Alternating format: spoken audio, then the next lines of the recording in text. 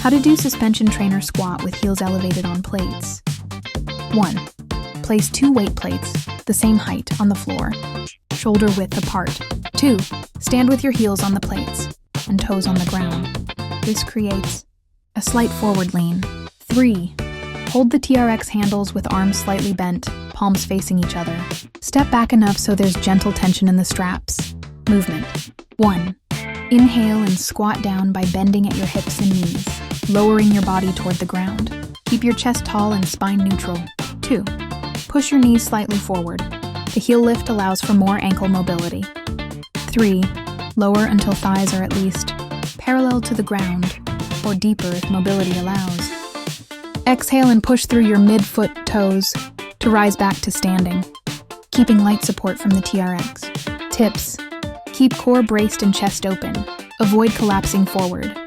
Control the tempo. 3-1-1 works well. 3 seconds down. 1 pause, 1 second up. Don't overly rely on the suspension trainer straps. Use them mainly for balance, not to pull yourself up. Thanks for watching.